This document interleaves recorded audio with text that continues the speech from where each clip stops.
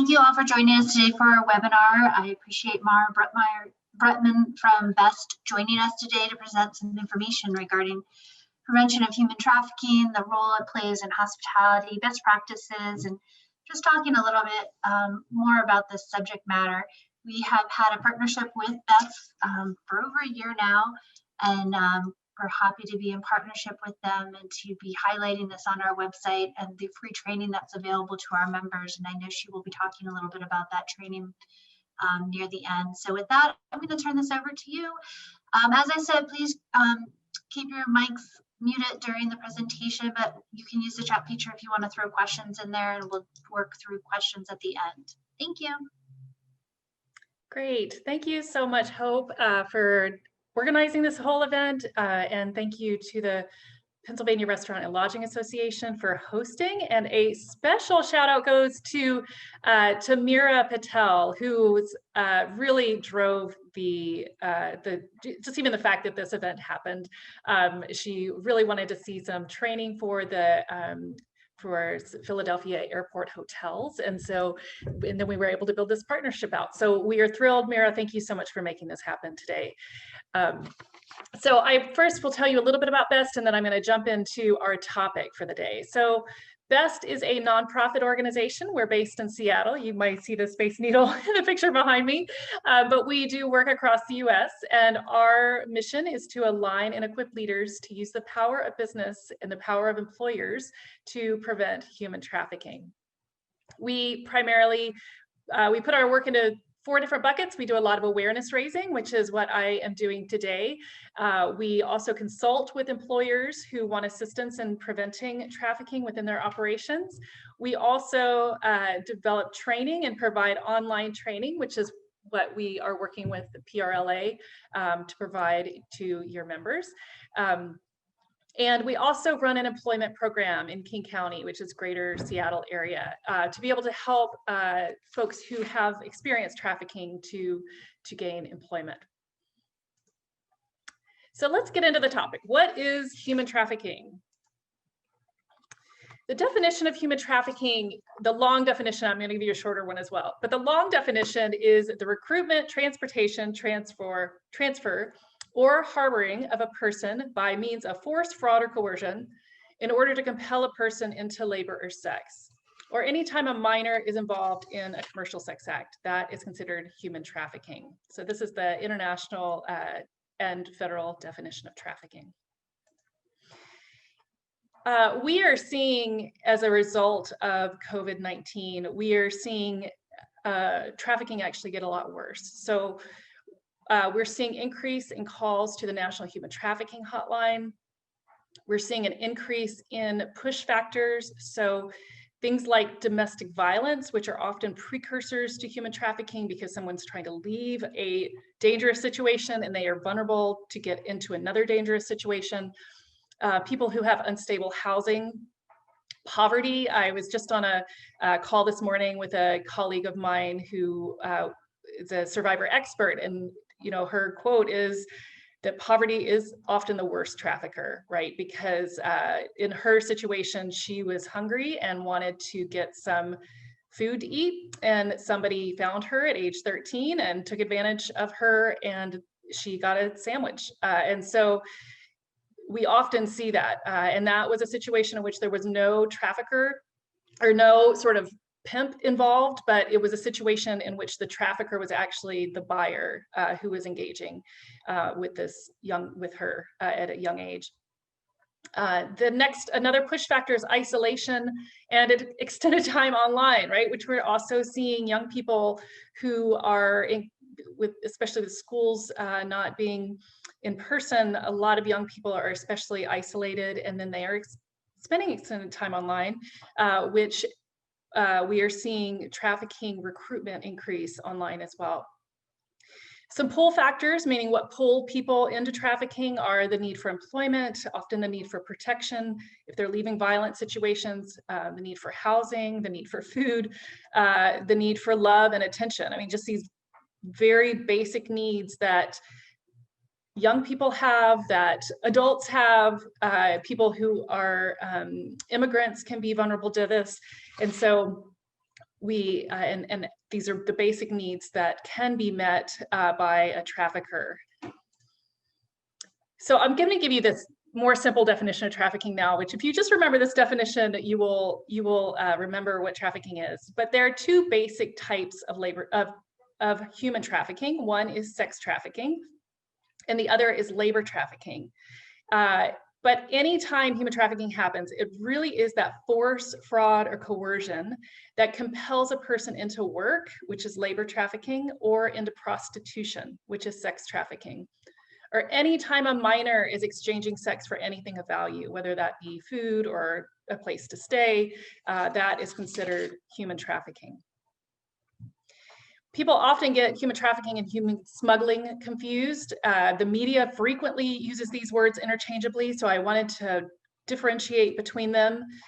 With human trafficking, a person uses force, fraud, or coercion. Those are the key elements of trafficking to compel a person into work or prostitution, or then any time a child is involved in the Commercial Sex Act, which we just went over. Human smuggling is when an individual brings another person across a border without legal documentation. So in human trafficking, that force, trickery, coercion is involved. In human smuggling, both parties are agreeing to what it is that is going to happen in that situation. Human trafficking, people may never cross a border. So Lalitha, who I was talking about just a minute ago, she was trafficked in her own hometown here in Seattle, Washington. And that is very frequent, that a lot of people who experience trafficking experience it in their own hometown. Though people who do cross borders, who do come into the US, may certainly be more vulnerable. And then with human smuggling, obviously it's always crossing a border.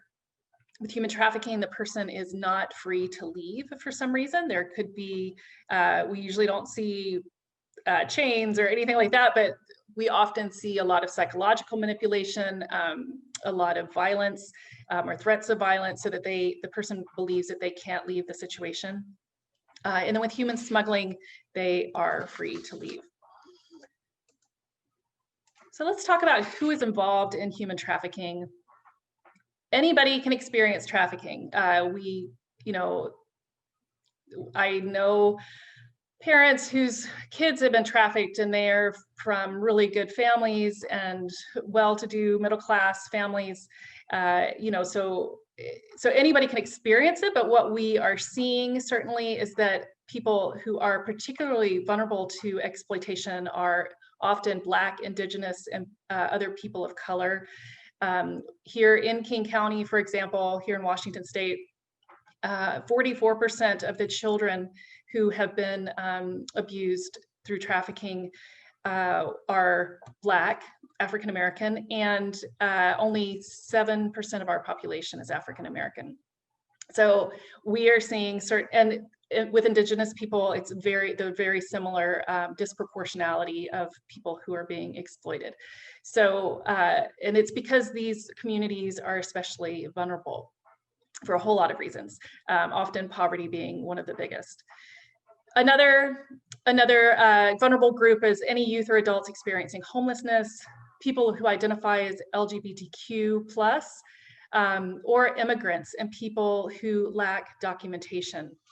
So one example is a friend of mine who, Noelle Gomez, who now leads the Organization for Prostitution Survivors here in Seattle, but at age 15, she was kicked out of her home by an abusive parent and was out on the street, didn't have anywhere to go. A guy came, promised her love, promised her protection, promised her a place to stay and food, and she fell in love. And that person became her pimp. And so she was caught in experience of trafficking at age 15, 16 years old that went on for decades until she was finally able to exit.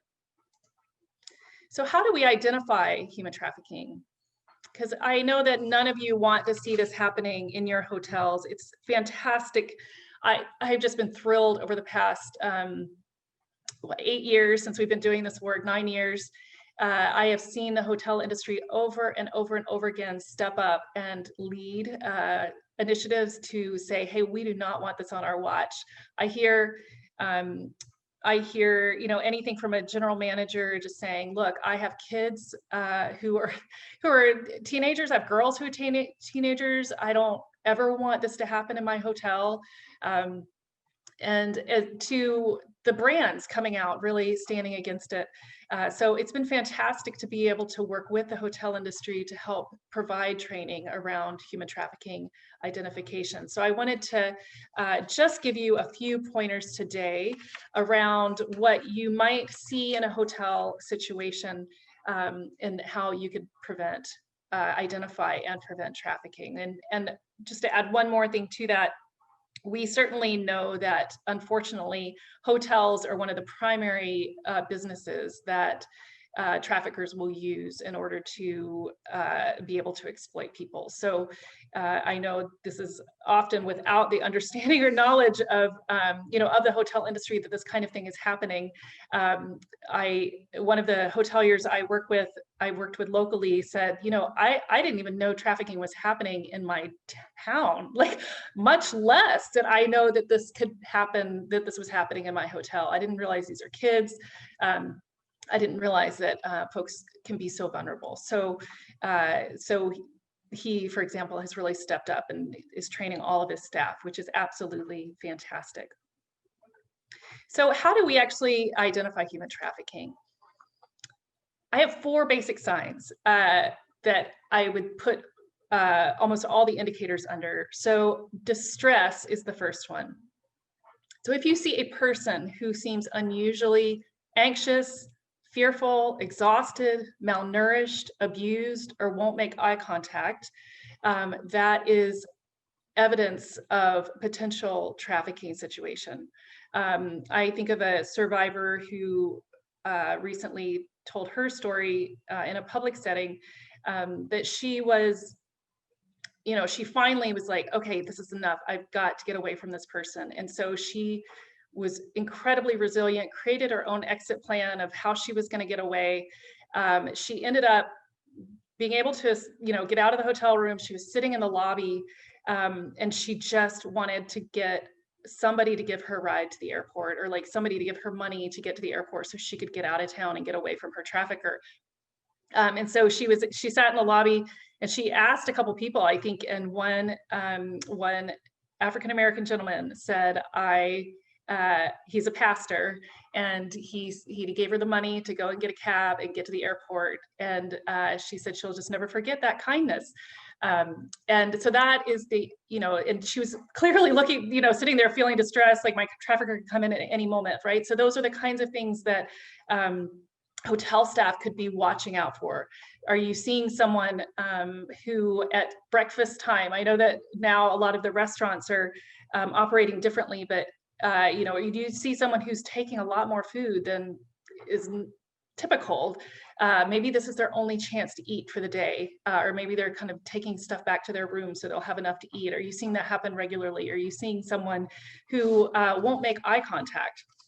This is a really, we see this consistently with labor trafficking and sex trafficking, that traffickers don't want their victims to make eye contact. And so that is something that you may certainly see as well.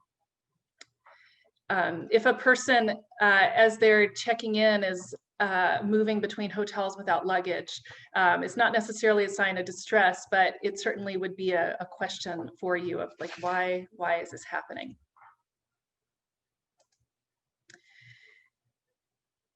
A second indicator is control. So a person is being controlled, bullied, assaulted, abused, threatened, or not receiving pay. Again, Noelle Gomez, who I mentioned earlier, who was trafficked at 15, 16 years old, she tells a story of once having her trafficker beat her up in a hotel room, and somebody in one of the guests in the room next door called the police, and the police came, and you know, her response was that she was glad the police came because they broke up what was happening. But she told the police, oh, it's just my boyfriend. And excuse the train outside. Said, oh no, it's just my boyfriend. And and so they left. But you know, in that kind of situation where they thought, oh, this is a domestic violence situation, it is important to dig a little bit deeper and to look around and see, are there, you know, is there any other evidence that this may actually be a trafficking situation rather than a domestic violence situation? Because it's just very, very common for trafficking situations to involve abuse, bullying, and it can look a whole variety of ways in a hotel situation. It could look like a person holding the travel documentation of others, that, you know, and people, if they don't have control over themselves, because you see this other person who's speaking for them, holding their travel documentation, and exerting other levels of control that you find worrying. Those can all be indicators. Another one is confusion. So often, especially with labor trafficking, we've seen situations of labor trafficking really in a couple ways in hotels. One is a labor broker brought a huge group of people over from overseas. Many of them college educated, thought they were going to get into one job, ended up being forced to work in a variety of different companies, some of them hotels. But they were lied to, right? They were told, you're going to get this amount of money, you're going to have this contract, you're going to have this kind of job. And then once the people arrived in the work situation with that trafficker, none of those things happened, right? So they were basically not receiving the pay they were promised. Some situations we see people being confused about where they are, especially if they're being moved around from place to place, which is quite common in different forms of both labor and sex trafficking, that people may be moved from work situation to work situation or hotel to hotel. So if you see someone who can't really explain where they are, it's just an unusual level of confusion, then that is something that you would really want to keep an eye out for. The third indicator that we classify, or fourth indicator, is sex buying. So anytime a person talks about exchanging sex for money, that is trafficking, right? So if in a hotel you have a guest who says, hey, how can I get some adult services? If you have any buyer engaging in a transaction with a minor, that's going to be a trafficking situation. And there's no controller, there's no pimp involved. But trafficking is happening because that buyer is exchanging money for or something of value to engage in commercial sex. So one example is, which this actual picture was inspired by, is a hotel just north of here. There are areas, as you know, of cities which are often called the track, which are areas of high prostitution. And this hotel happened to be in one of those areas. A great hotel, great brand, very respectable, but it was in one of those areas. And very caring general manager. He said one day he saw a white man and a boy come into the hotel. The boy was carrying a bag, just a plastic bag, and the man didn't have any luggage, that they had not even driven to the hotel. They had kind of walked in off the street, and his red flags went up, right? But he didn't know what to do, right? Because what if it wasn't that? What if it was a man and his son, and they're just need a place for a little while, or they're traveling and don't have, it could be a variety of situations. So he didn't know what to do in that situation. When we later talked about it, and I had some police with me, when we were having some conversations, the police said, just call us, right? Just call us and let us know what you see. We can decide if we want to respond. We can decide what to do about that situation. But anytime you see a child that might be exploited, please give us a call and just let us know what you see. And I know that this person, years later, he was still thinking about this situation, that he felt like he had missed a situation of a young child, of a young person being exploited. this also gets to who is exploited, right? Often we think about, for sex trafficking in particular, we think about girls being exploited by sex trafficking. Research actually shows that there are large numbers of boys who experience sex trafficking as well as labor trafficking. We often don't think about that because we think about, we have these certain ideas of masculinity and what it means to be a boy and that he must want to be doing this. And that is very often not the case. It's often boys engaged in survival sex, and what they really need is to be connected with services in the area so that they can get out of a situation in which they are being harmed and exploited on a daily basis. So those are some of the facts and indicators around trafficking. I will also just wanted to give one really important thing that we've started talking about in the past few years, because what we're seeing and hearing are stories about some employees who really get fired up about this. They're like, well, we're gonna stop this from happening, and we really, we're gonna look out for it, and we're gonna intervene if we need to. And so and I appreciate the desire to do that. The problem and the challenge that we're seeing is that sometimes, cases may be misidentified. And so it's really, really important to make sure that the identification of trafficking is based on behaviors. We're getting ready to launch a new updated training, and we're going to have a whole module just on this, is on how implicit bias intersects with trafficking and trafficking identification, and how to put some guardrails in place so that we don't act out of implicit bias when we are potentially seeing trafficking cases. But this is the biggest way that you can, as a manager or as a leader in your hotel, that you can just make sure that the trafficking, the reasons you think something is trafficking, the reasons your staff think something is trafficking, is not based on anybody's race. It's not based on class. It's not based on gender, not based on sexual orientation, religion, or ability. So, the reasons are probably obvious, but we certainly are seeing some cases. So, for example, in one high-profile case, two transgender women were traveling, and they were traveling. It was either for a wedding or a funeral, but they were traveling. They checked into a hotel in Ohio, and they were suspected of being in the sex trade, and so police were called. The two women were arrested, unfortunately, and then one ended up in jail for not having documentation of the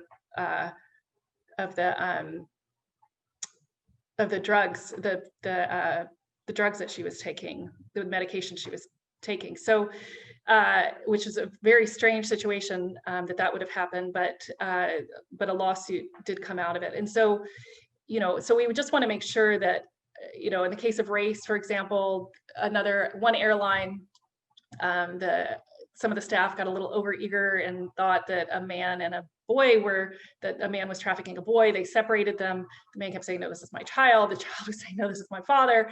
But I think they were a mixed race. They were different races. And so, unfortunately, it was pretty traumatic for the kid to be separated from the father for the extent of the flight, and they ended up suing. So it is really important, again, to look at behaviors, control, coercion, anything, distress, in order to identify these kinds of cases, and then document those, obviously, and have your staff document the reasons that they are calling law enforcement and the behaviors that they're seeing. So my last kind of big section is around reporting. So how do we actually report trafficking? First is if we have two different scenarios. One is if a trafficker is present, one is if they are not. But if the trafficker is present, do not intervene, and make sure your staff do not intervene. Traffickers, buyers, as well as controllers can be dangerous. And so this is someone that 911 would need to get involved in, especially if it's an emergency, if someone's being harmed or a child is involved. There's a national human trafficking hotline that you can call, or you can text if you are not sure about what to do, right? So for example, the story I told you earlier about that general manager who saw the boy, he could have called the human trafficking hotline if he wasn't comfortable calling the police for some reason, and just say, hey, like, this is what I'm seeing, what should I do? And that national human trafficking hotline can direct folks in what to do. It also is multilingual. So if you have someone, obviously if the trafficker is present, you wouldn't do this, but that line is multilingual. And so if you at some point need help with translation, or you need to put somebody, put a potential victim on the phone, then that human trafficking hotline would be able to assist you. It's 24 hours as well. And so keep yourself safe, right? That's an important thing. If the trafficker is present, observe from afar, pull out a list of indicators. We have a long list of indicators in our training. You can pull out, look and see what you're seeing. If the victim is alone, then again, call 911 in an emergency. But you can actually ask the victim, hey, are you okay? Do you need help? If the victim wants assistance, you can call them or give the number for the National Human Trafficking Hotline. Or if you know of domestic violence services or human trafficking services in your city, certainly making them available, having a brochure on hand, being able to say, hey, here's some services you may want. If you have a local 211 number, even 211, which is a local crisis line that most cities have, would be able to get a person to be able to get services. But it's really important not to, if a victim is alone, it's really important not to sort of force or coerce them into something that they don't want to do, because that's their whole experience in a trafficking situation is force and coercion. And so that's where just having a friendly customer service question, right, of, hey, are you okay? Do you need help? Can make all the difference, because then trafficking victims can ask for what they need. If it's a child, the police need to get involved. If it's an adult, you can let them tell you what they need, and you can let them know what services might be available to be able to assist them.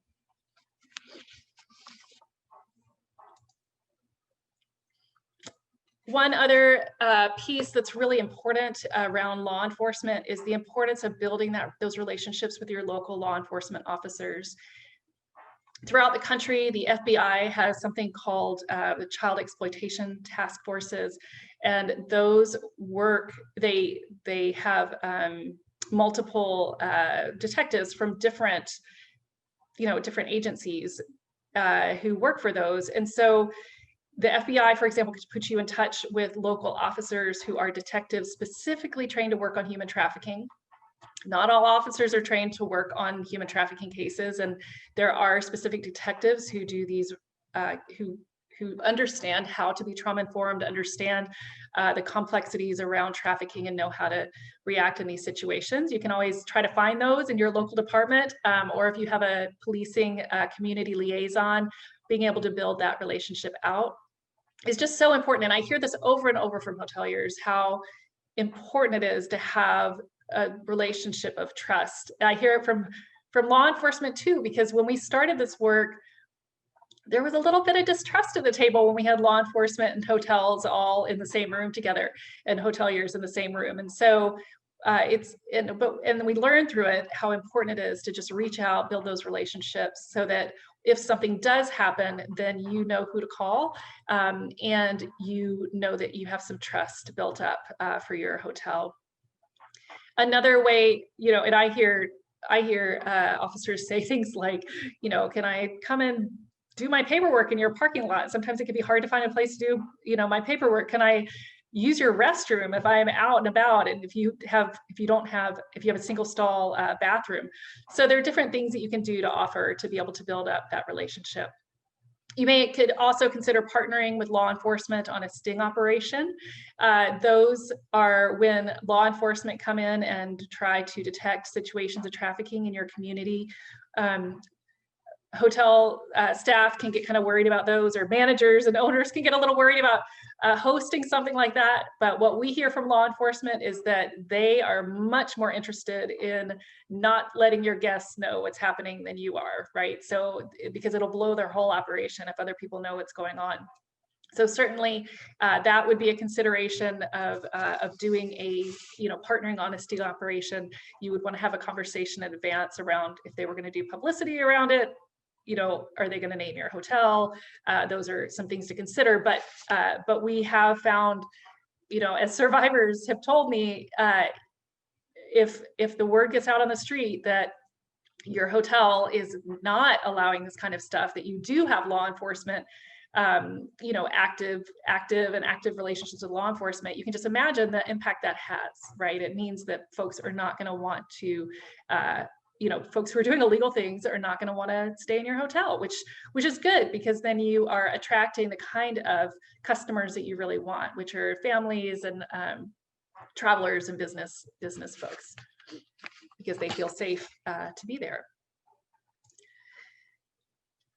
I did want to go over a little bit. I know there may be some managers and owners on this call. So we have seen legal action being taken against hotels. You're probably increasingly hearing about this.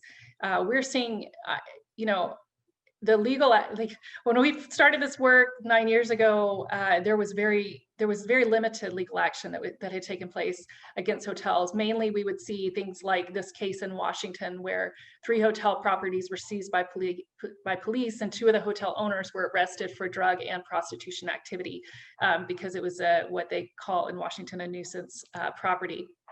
So we certainly saw things like that. But what we're seeing now is just dramatically different, which is that the federal human trafficking laws have made it much easier for victims of trafficking to sue companies that where their trafficking may have occurred. And so and we're seeing plaintiffs' attorneys. I get these emails from plaintiffs' attorneys saying, like, we want to sue these companies. So that's what we're seeing now, is a lot more civil action being brought against companies, unfortunately, or fortunately, depending on which how you're looking at it. But in Pennsylvania, you all may have heard this case locally of in which a company was sued by a victim of trafficking. A hotel was sued by a victim of trafficking, and the insurance company refused to pay. So the company brought the hotel brought the insurance company to court. In a federal court, the insurance company was deemed not obligated to defend or indemnify the motel management company charged for preventing sex trafficking on its property because of the way the contract was set up. And so that, I think we will see increasingly as well, is that insurance companies are going to not want to be paying for these the cost of legal action. In Houston, one sex trafficking victim is suing 15 different hotel chains for profiting from exploitation and seeking around $1 million in damages. These were some high-end, really high-end hotels, very reputable hotels that are being sued. And then in Arkansas, a hotel manager failed to alert police after a trafficking victim asked that 911 be called, and so a lawsuit has been brought against that hotel because they did not get the help for the victim that was needed. So it's it's become much more risky, I think, to not be able, to not have this knowledge and to not proactively prevent trafficking on a hotel property. And so I wanted to talk about some opportunities you have. And this is I wanted to touch on, because we're getting this question a lot, which is, okay, well, we're all moving, because of COVID, we're all moving towards contactless technologies. And yes, we think that training our staff is really important, but our staff are not interacting with guests as much as they used to. So, what used to be a breakfast where people would come and get their food is now become a bag, which somebody just comes and picks up. And so, or people are checking in on their cell phone, so they may never even, see the guest at check-in. So So we're getting these questions. I think they're really good questions, and I actually would love to hear from you during the Q&A time. Are there technologies that you think would work to prevent trafficking as we move towards a more contactless technological space in hotels? A few things that we have been learning as we've been having these conversations with your industry. One is the rise of text messaging for guests, and that those are creating contact points between the hotel and the guest, even, you know, with socially distanced contact points. That is an opportunity, for example, to, if you see something that you think is worrisome, to reach out in a very neutral customer service way and just say, like, hey, are you okay? Do you need anything? Please know I'm here at the front desk. If you need anything, come and ask.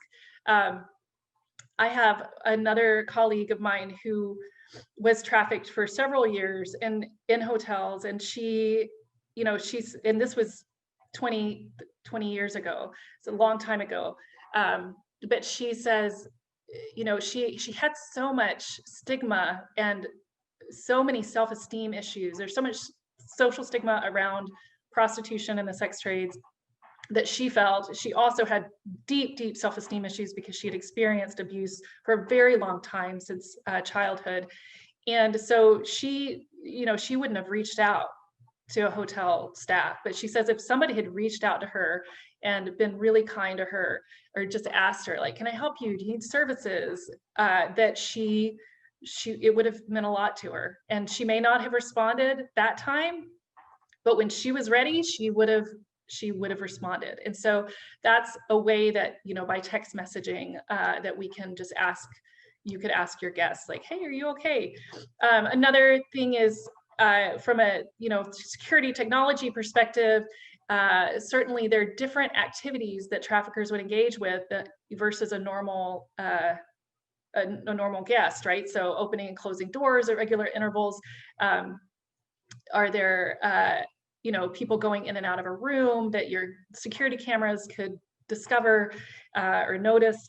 So there's, you know, is there somebody like hanging out in the hallway while somebody's in a room by themselves? Like, it's kind of unusual for somebody to hang out in a hallway. So there are different ways that technology can actually really help to identify these cases. And I think the biggest thing that hotels can do right now is start asking their technology vendors for new solutions, because, as you know, they're going to follow what their customers asking for. And so the more we get hotels saying to technology companies, hey, this is something that we want you to work on, the more likely it will be that we'll get some really interesting new ways for these situations to be monitored in hotels. A last one is, you know, if you run an app, or if your company runs an app, that you could add information into your app. Hey, you're, you know, in Philadelphia, here are these fantastic restaurants, you know, and if you need some services, here's how to get them during your stay. If, you know, here's domestic violence, here's, if you know, here's sexual assault services, here's human trafficking services. So those are something that you could incorporate into an app, you know, or just a simple, like, here's our local crisis line if you need assistance while you're here. The next piece is, you know, just summary on building that relationship with law enforcement. That's a great opportunity if you have not done that yet. Learning those indicators that I have gone over, as well as implementing training for your staff.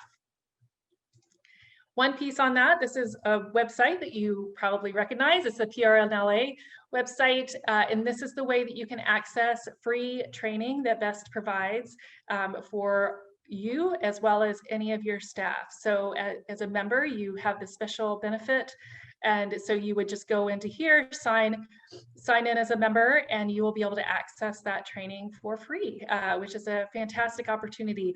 I know as things have slowed down, a lot more people are doing online training. And so, so this is a fantastic opportunity for you to do that with your staff and require all of your staff to do it. Okay, well, thank you. Well, I would love to be able to open this up and answer any questions, or any of you have some clever ideas around what do we do about trafficking in a day of technology becoming more contactless, I would certainly love to hear what some of those ideas are. Thank you, Mar. Yeah, if you would like to ask questions, you can open up your mics, or if you wanted to just put it into the chat feature, please feel free. It was a great presentation. Thank you so much. I really appreciate it. Anyone? You were too thorough. I would just say it was a very informative presentation, and certainly brings to light how serious and important it is that we be vigilant about this. So thank you. Thank you, Brian. I appreciate it. Well, we will definitely be sharing this presentation and Mar's contact information and the link to the training on our website. If you have questions that you would feel more comfortable just asking on a one-to-one basis, Mar, would you feel comfortable having them reach out to you? Yes, I am. I will put my email address in the chat right now, and then I do want to give I see that Mira is still on, and I just want to give us another special thanks to Mira for making all this possible. It was really her vision that caused this to happen, and then Hope's hard work that made it happen as well. So a special shout out. Thank you. No, thank you to getting on and presenting this information, and to coming to us with this partnership, because I think this partnership is very important and the training is very important. With that, I guess this will be the end of the presentation. We will get this out and put it up onto our website, but thank you everybody for joining us today. And thank you again, Mark, for taking the time to present this information. Of course, thank you. Take care. Take care, everyone. Have a nice week.